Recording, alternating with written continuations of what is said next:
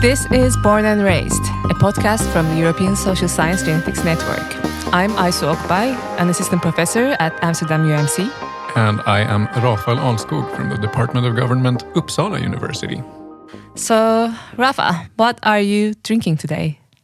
It's funny you should ask that.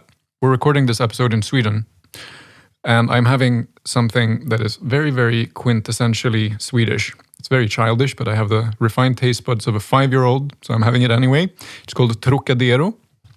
Supposedly, it has a mix of apple and orange flavor. I don't know what it is, actually, but it's good. It's very, very Swedish. I don't think it exists anywhere else. What are you having? I am having a beer, surprise, and it is called Linnaeus, which is also very quintessentially, well, on top of being Swedish, it's an Uppsala thing. Do you want to say a few words about Carl Linnaeus? Do I want to say a few words about Carl Linnaeus? Do you want to say a few words about Carl Linnaeus? I do not want to say a few words about Carl Linnaeus. I think you know more about Carl Linnaeus. Maybe. He's kind of an important character in the history of biology, I guess. A lot of people would say that after Darwin, he's the most important character in the history of biology. So he's the reason why we're using all of these weird Latin names for species. He wrote this magnum opus of his once upon a time in the 18th century, I think, called Systema Naturae, the system of nature, where he went around the world and he classified all the available species that he could find and gave them Latin names. Classified them according to genus and whatever, however that works. I don't know how that works. I have no idea, actually. But yeah, so he was like a few short steps away from making the inference of like evolution and speciation with common descent and stuff like that. But he was not quite as smart as Charles Darwin in that regard, I guess. But yeah, he was active in Uppsala. The botanical gardens that he started and planted and kept after are still being run by the university here. And now his name is on a beer, a 3.5% beer of all beers. A folköl. With some sunflowers. Sunflowers? There are sunflowers here, yeah. That's true, that's sunflowers. I think he would have been happy to be on a beer. I can tell that on the label he's also wearing sunglasses. Yes, sunglasses, sunflowers. There's a theme going on. Sun-themed beer. I guess now that we're here in your home turf, maybe we can get to know you a little bit better. Starting with, how did you start working on social science genomics? What got you into the field? It's a very appropriate question considering the guest that we have today. Who is your PhD advisor? Yeah, right? He was actually, yes. I thought once upon a time that I wanted to be a journalist. And when I was writing my bachelor's thesis in political science, I was writing about the Spanish flu. I was very interested in pandemics back in the day. And that's when I realized I wanted to be a researcher. And so I asked one of my teachers at the department, like, how would I go about becoming a researcher? And he's like, well, you want to do a PhD? And I said, how do I do that? He said, the first thing you can do is just show up at the department research seminar, which is every Friday at my department. Doesn't have anything to do with getting into a PhD program, but just to get to know what it's actually like doing research and being in an active research environment. And he invited me to come along that Friday to the research seminar, the higher seminar at the department. And lo and behold, that day, the guest of this very episode, Sven Oskarsson, was presenting the first Swedish twin study of the heritability of political attitudes. And this was my very, very first exposure to this type of research at all. I had never even conceived of something quite as outlandish as the possibility that political attitudes and behavior could be influenced by genetics at all. It blew my mind. And I I was completely fascinated by it. And then I actually ended up doing my PhD on something completely different, continuing on the track of contagious diseases, on vaccination policy. But then immediately after my PhD, I got the chance to jump on Sven's project. And I took that chance as fast as my shadow, as Lucky Luke would have it. He was faster than his shadow. I am not, alas. But yeah. So that's how I ended up in this field. It's entirely thanks to Sven, actually. Fascinating. Not that fascinating, but yeah. It's interesting that, so you were working on vaccination and flu and that type of thing as a political scientist. That doesn't sound like political science to I guess, an outsider. Yeah. Well, this is a long digression, but I could talk for ages about this. First of all, depends on what your independent variable is. If your independent variable is something like regime type, and you're asking like questions about do democracies or autocracies fare better during a pandemic on average, there are good reasons to suspect that in some ways autocracies might be better able to handle some things, while democracies might be better able to handle other types of issues. From a broader perspective, depends on what you mean by political science. A character like Elinor Ostrom, who you may be familiar with. She was also an economist. She did get the Nobel Prize in economics for studying commons problems, most famous for writing Governing the Commons. She also defined political science as the study of collective action problems, because the very reason you need a state in the first place is to solve collective action problems. And from that perspective, vaccination policy or vaccination behavior is a collective action problem, because you always have the problem of some people being able to rewrite on the immunity of others. Which I mean, this kind of sounds like defining economics as the study of human behavior. But yeah, I guess there's a lot of overlap between all of these. Well, let me tell you about another definition. A very old professor at our department, Leif Levin, he says, if it's interesting, then it's political science. So at least this definition has some sort of substance to it. Yeah. This was a very long digression. I know. Yeah. Without further ado, we should cut over to Alinska Library, where Professor Sven Oskarsson and the two of us met up earlier today and had a chat about what? About genetics and political science. Yeah. I suppose that's what we talked about. That is what we talked about, the connection broadly. Broadly speaking, the connection between genetics and political science.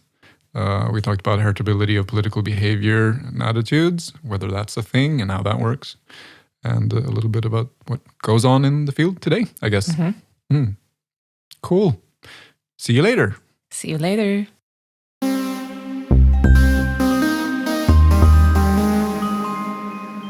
The man, the myth, the legend, Sven Oskarsson, political scientist from Uppsala University.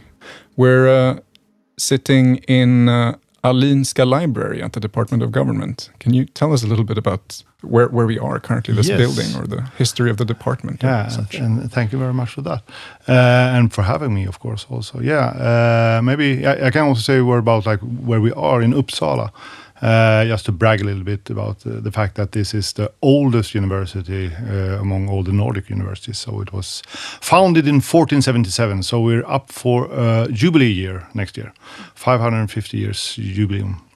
And now then we're in this particular building. So it's the so-called Skyttien building from Johan Skytte, who was, and you probably know this better than me, Rafael, but he was vice chancellor back in the days, 400 years ago, in the 1620s, and he was also he was advisor of the then king Gustavus Adolphus, and he donated a large sum of money for starting this new department and the new professorship, a professorship in politics and eloquence. And he also donated this particular building. And this building is older than that. It's actually from the medieval parts of it. But it has been like part of this department now for more than 400 years. And so this department and this professorship is also actually to continue the bragging. It's the oldest professorship in political science in the world. So that's quite fun. Yeah, it is. It is. You can sort of tell from the environment in here with all the very old books and old portraits that this is an environment that has a little bit of how do you say patina?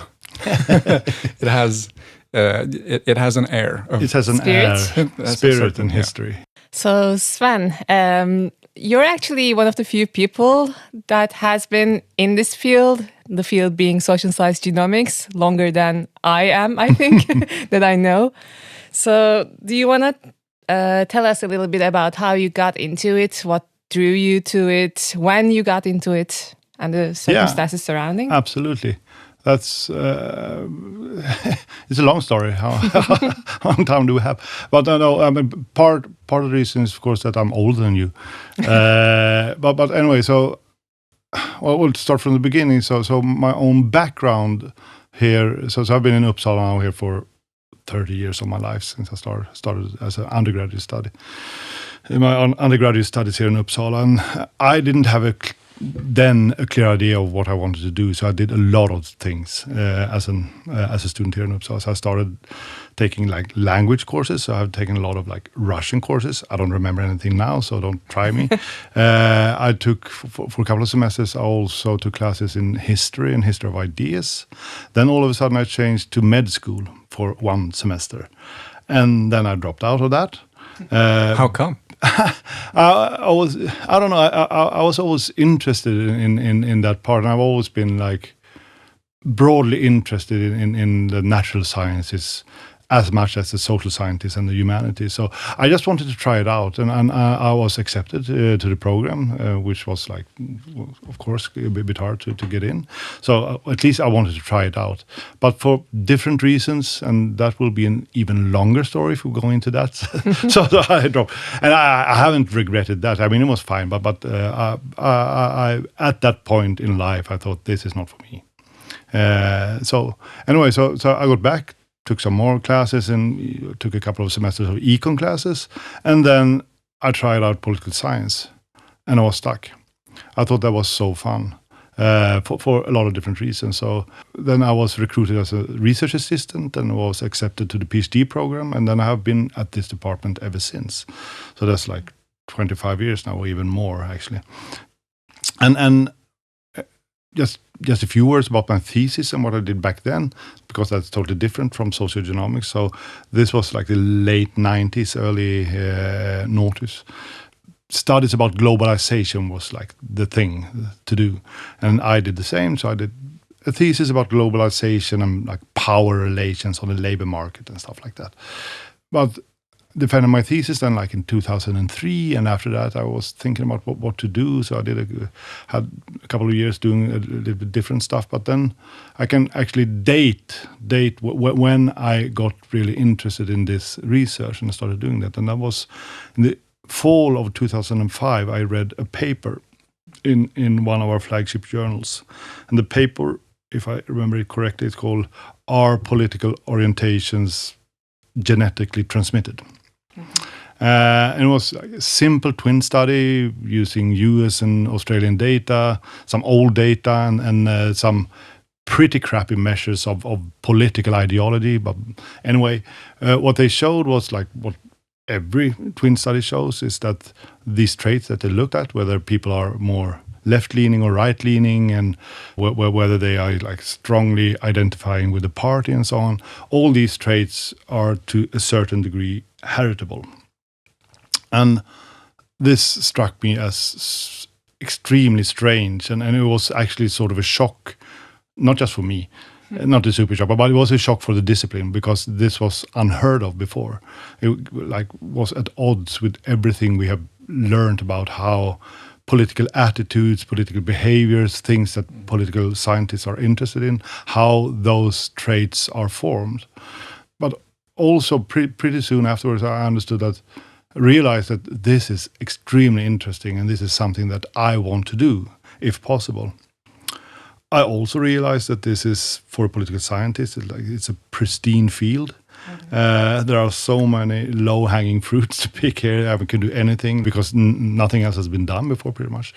So what I did was, I knew a little bit about the Swedish Twin Registry.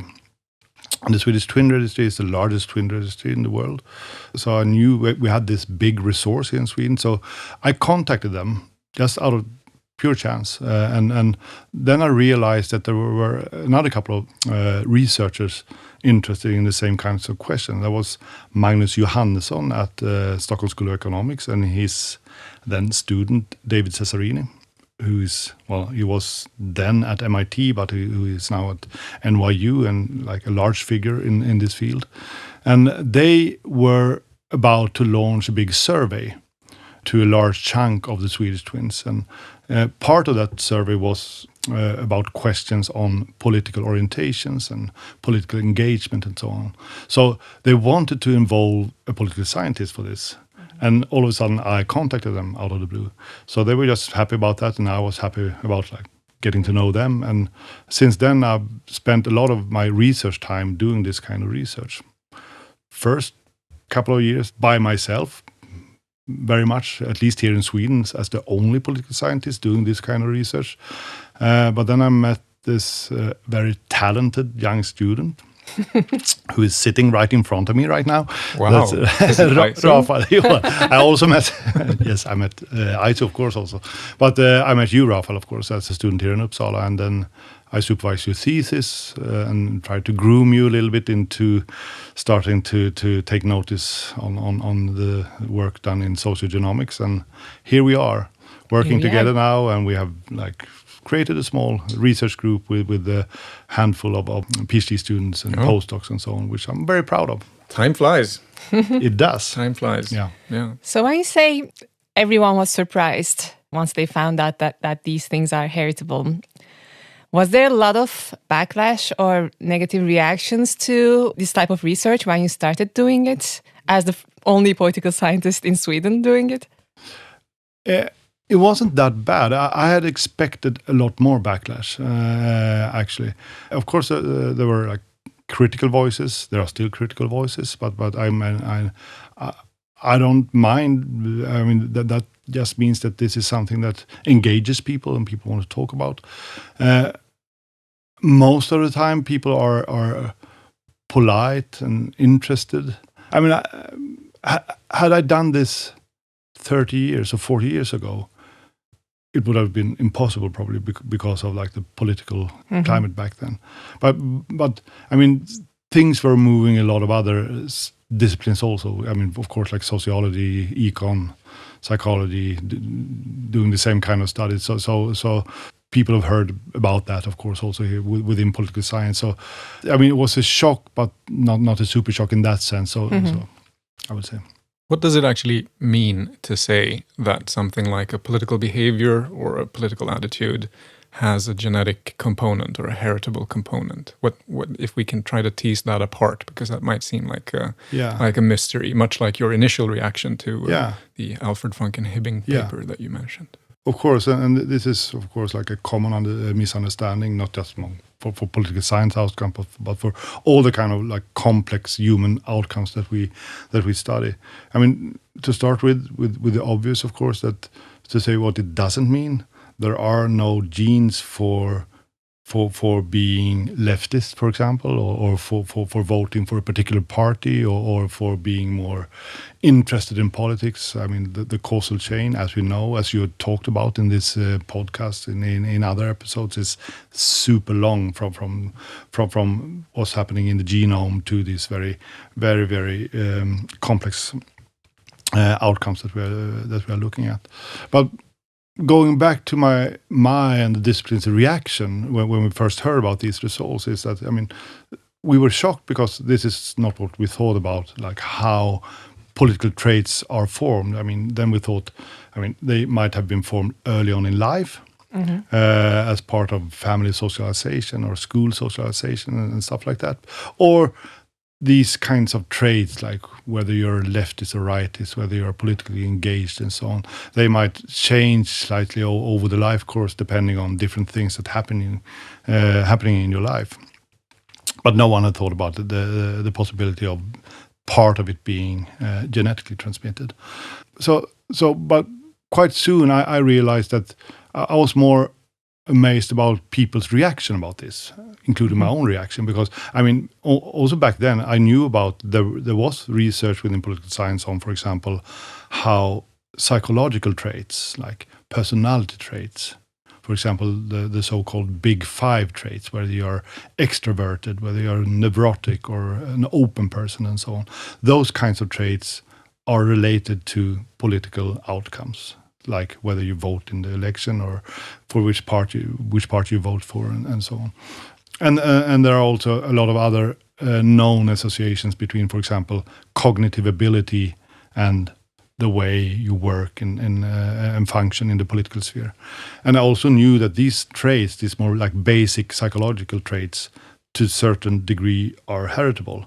So the step from there to saying that, well, there is also probably a connection between genes and political outcomes via these more basic psychological mechanisms, so to speak.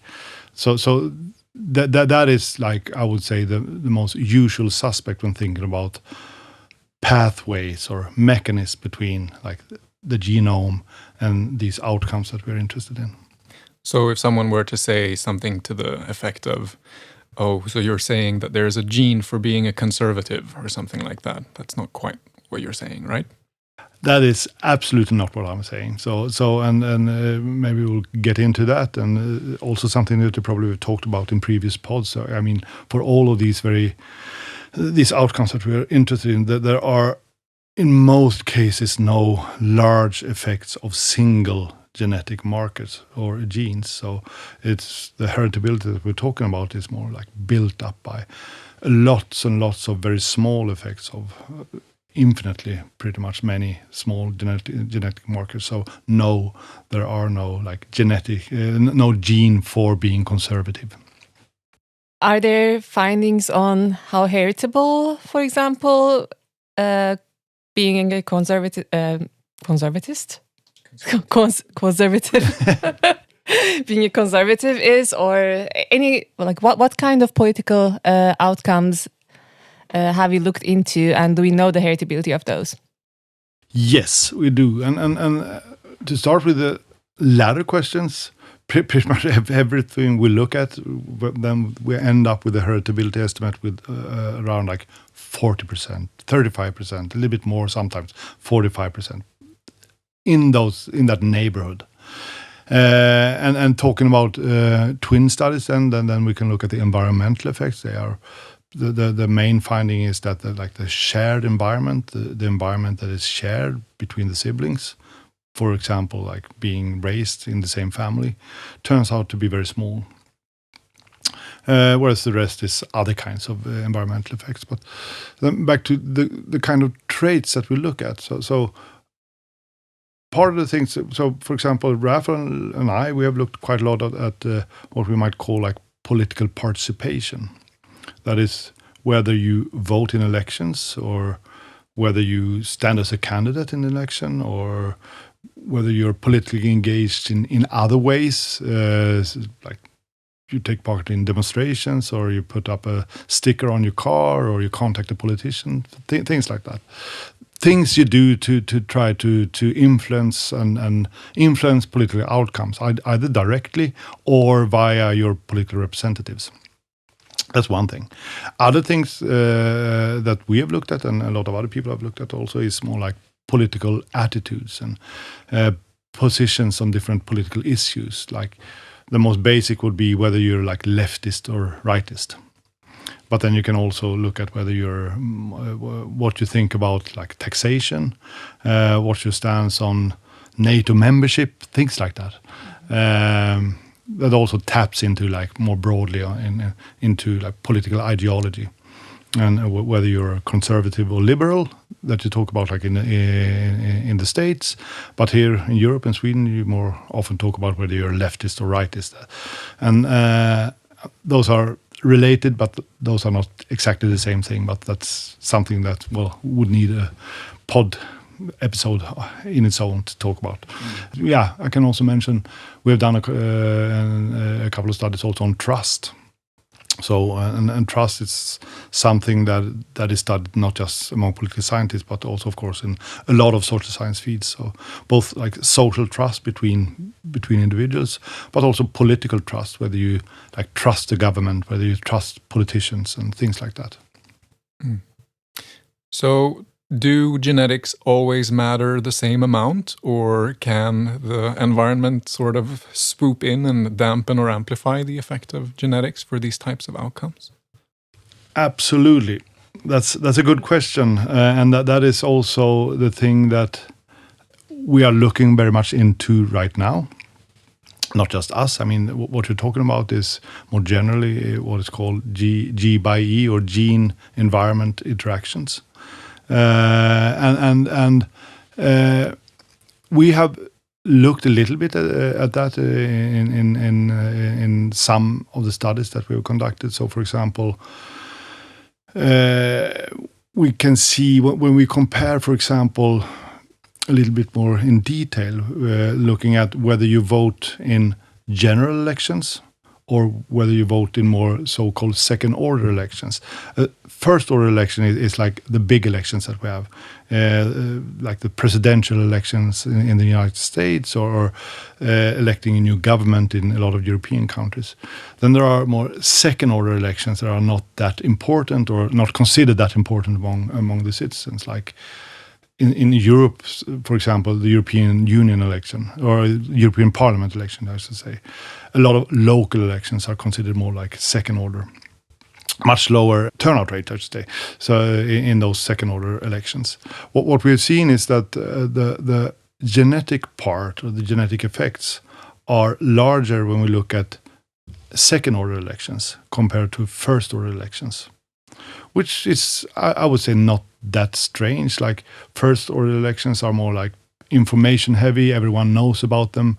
It doesn't take that much effort to go and vote compared to like a second order election. Then you have to muster a lot of your own resources to actually go to the polling booth and vote. And part of those resources are genetically based or genetically transmitted. So that is at least the way we think about it, why genetic effects might be a little bit stronger in those kinds of elections. Are there any practical implications of this type of research? You're probably asked about this often, but is this something that you do just for the sake of curiosity, or are there any practical implications for the world in large? That's also, of course, a very good question, interesting question. So, to start first, why I do this kind of research, and my main reason is curiosity. I do it out of curiosity because I think it's super interesting to just find out how we. I mean, I happen to be a political scientist, and that's why I study political science outcomes. But I'm interested generally in how we function as humans, and being within the political sphere is one important part of being a human. So studying these things is also studying what it means to be a human being. If it has any practical political implications, in one way I would say hopefully not now at least. And of course, I mean, we're not at that stage in this research, not in political science, not in econ, not in sociology either. In a more general, broad sense, it has some implications, of course. Of course, like understanding the way, how we work, how we function within the political sphere is also a precondition for actually doing something about it in the end. So, to take a more concrete example, to understand, for example, how political inequality is transmitted across generations. There is a lot of research showing that if your parents are like less politically engaged, then their children, you as a child will also be slightly less politically engaged. Or if your parents have certain political attitudes, the children will probably have attitudes close to those attitudes also. But understanding whether this link is like socially transmitted or genetically transmitted is important, not just because it's fun to know, but it's also important in order for us to understand whether we want to break that chain of inequality, whether it's socially transmitted or more like biological or genetically transmitted. It doesn't point to any particular ways of breaking that chain, but just knowing it takes us a little bit further up the road. Perhaps one might say that if these were entirely environmentally or socially transmitted, you could break the link in one generation and then it would be gone. But I've heard you formulate it this way before, actually, that political equality might be something that needs to be constantly reconquered. Yeah, that's exactly the way I mean. Yeah. For each and every generation. Yeah. I mean, exactly what you say. We can at least like hypothetically think about some kind of if everything were like socially transmitted, it's possible to at least conjure up some kind of reform that would break the chain, so to speak, forever. That is harder to think about or hypothesize about if there is like a genetic path also from parents to children transmitting these traits. I thought it might be interesting to move on to the distinction between this older generation of behavior genetic type studies using twins and adoptees and stuff like that to, you've already touched on it, obviously, with talking about the fact that these effects are composed of many, many small effects from hundreds or thousands or millions of genetic variants. But the sort of new generation of studies use these more modern methods like polygenic indices and such. And maybe we can give a recap of what a polygenic index is. Do you want me to? Or that will be very brief. I mean, the polygenic index is a way of having like a direct measure of a person's genetic predisposition. Sometimes we don't want to use that particular term, or propensity might be a better term for this. So it's like a summary measure of someone's propensity for certain traits. So to make it a little bit more concrete, so if you start with a large study of, for example, and this example is something that we always use, it's educational attainment, because we have done a lot of studies on educational attainment, where we can show that thousands and thousands of genetic markers have small effects on educational attainment. Then we just lump all these markers together. We weigh them by their effect. First of all, whether they have positive or negative effects on educational attainment, and also how strong their effects are. Then we can just summarize or lump them together in one single number, one single measure. That would be like a sort of a measure of one's propensity to have higher or lower educational attainment. And that is very briefly and very generally a polygenic index. And now then, we have polygenic indices for a lot of different traits. We have for educational attainment, we have for cognitive ability, we have for a lot of health traits, like whether you are prone to be depressed or neurotic or things like that.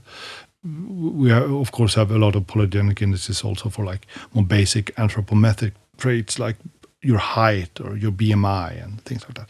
Anyway, so we have, as a lot of other researchers in other fields, we have used these so-called PGIs then to look for associations between the PGIs, the polygenic indices, and different political traits. And one reason for doing this, one very basic reason for doing this, is that even if we can show that a lot of, well, all of the traits that we look at, the political traits, are to a certain degree heritable, it doesn't say anything about which genes or how many genes or which are the pathways between like this big genetic component and these traits. So, for example, in one study, Rafael and I, together with co-authors, we just looked at a number of different measures of political participation, both whether you vote or not, that is turnout, and also a measure of other kinds of political participation, non-electoral political participation, like things like whether you contacted a politician or whether you took part in the demonstration, just a composite measure of that. And then we had, I think it was like 10 different PGIs. Half of them measured different psychological traits. Were meant to tap into different psychological traits like personality traits, but also like risk attitudes and so on. And the other half was about like health outcomes, like physical activity, PGI for depression and so on. And then we used data from Sweden, from the Swedish Twin Registry, and then also data from a couple of American cohorts. And the thing with all these course was that, or is that they are family-based designs, so we can look at using more like methodologically stringent methods to also look at the actual causal effect of genes. And what we found is that, well, pretty much all of these PGIs, or at least most of them, were related to the outcomes that we looked at. Also, when we looked at them, as we say, within families, that is using this more random variation within families, so we can get at the causal effect. They were also related to these traits in the way we expected. So, for example, the PGI for cognitive ability was positively related to political participation, and that is what we find also when we look at the actual trait of measures of cognitive ability. As opposed to, for example, the PGI for depression was negatively related to political participation. So the higher you are on this PGI, the lower are the chances that you will turn out to vote and stuff like that. Was there anything different between the Swedish cohort and the American ones in terms of the effects that you found? Actually not, and that's interesting, I think. So I mean, apart from a little bit like noisy results here and there. But the main impression was that the results were very similar across the US samples and the Swedish samples. But there were some interesting differences between the different outcomes. So I've already mentioned the difference between like what we call first order and second order voting. But then we also found, when we looked at political participation other than voting, then traits like or PDIs for traits like extraversion, risk attitude, and also extraversion and risk attitude, maybe something more, or being adventurous. All those three were positively related to being more engaged in politics outside of voting, like contacting a politician or demonstrating or going to a political rally and so on. And that is also something that has been found before using actual measures of these traits. And the idea would be that you need to be a little bit more social to take part in certain kinds of political activity that are more social. Like contacting a politician is a social activity. Partaking in a demonstration or going to a political rally is also more social. And so that was interesting that we also found those traces when using these PDIs. One of the other more interesting findings, at least to me, that I can use to tease some of my more extroverted friends, is that the PGI for extraversion positively predicts self-reported voting, but not actual voting. That is true. Yeah, that's also... yes. So extroverted people are more prone to lie about being politically active. Yeah. Do you think that kind of relationship might be changing now with the advent of social media? Do you think maybe extraversion, for example, is not so much needed anymore to be active in the political sphere? Absolutely. That is what I would guess. Now, political participation is something that is evolving, of course, and taking different forms nowadays than it did a couple of decades ago. And the measures that we have and that the measures that we use right now, they are like traditional ways of participating. This doesn't mean that the traditional ways are on the way out. I mean, it's still important, like a core part of democracy, that people turn out to vote and so on. But we don't have these measures right now in samples where we also have genotype information, so we cannot say anything about it. But yes, I would guess that correlates of other kinds of political participation, like online participation, would be slightly different than the kinds of results that we get right now. If you could only bring one thing to a deserted island, what would you bring? I was semi-prepared for this question because I heard the first episode with Abdul Abdullawi. You can't give a worse answer than that would be my point. I mean, he responded, he wanted to bring his laptop, and I thought that was a good answer, and you mocked him for it. I won't give the same. I liked his actual answer than also to bring an instrument, but I won't take that. But this is sort of halfway of bringing a laptop. I would bring probably a notebook and a pencil to record everything. But what if you have an entire pristine sand beach that you can write on with a stick already? But that would be wiped. That would be wiped out. Yes, but isn't that part of the beauty of it? No, I mean, my whole point would be to bring a notebook to actually create my own history. Yeah. Interesting. Keep my own history. Pen and paper. Very academic style answer. I know. Yeah, it's I good. mean, it's sort of good. boring. It's a perfect answer, actually. It's great. Yeah. Great. If you would recommend a book of fiction to everyone, what would it be? Do you read fiction? Yes, I try to read fiction, and I recommend reading fiction in general. Sometimes I actually recommend reading fiction more than research papers, because I think it also has a positive effect on us as a researcher, Definitely. reading very different stuff. So we actually started to have a book club that meet every once a month, and we started during the pandemic, like in the beginning of the pandemic. So we always meet via Zoom. Drink wine via Zoom and discuss books via Zoom, which is good, of course, also because then we can bring in people not just from the vicinity here. So it's How many people in your book club? So there's been people coming in and ending their participation in the club. So it's, we're normally 6 or 7, but we've been up to 10. Is this 2 of them are my brothers, but we try to recruit also outside of the family. But anyway, I mean that's something I can recommend also. That's actually pretty fun to Is this also something that everyone does after a certain age? Is it going to happen to all of us book clubs? That might be so, yeah. So but still, yes. Try to take a deep enough. breath and say this is something good with aging. And, I would say. And also forcing yourself to read something that you wouldn't have picked up yourself. I mean, but if I want to recommend something, I can recommend something. Yeah. Well, I actually read quite a lot. I like sci-fi books. Oh, me too. Yeah. And I've read way too much Tolkien and Tolkien-related literature to talk about another genre that is, I think, but I will stay out of recommending that too. So. One author that I actually like, and that's sort of conventional, but at least for being in Sweden and my age and being a male, that is Karl Knausgård, the Norwegian author. I mean, it's just, I very much like his novels, both his more autobiographical novels, but also more of his fiction novels, the later novels. So as this book series now is number 5 is out, I think. In Swedish it's called Morgonstjärna, but I guess Morning Star in English, something like that. So any one of those books would do. But this is not sci-fi, right?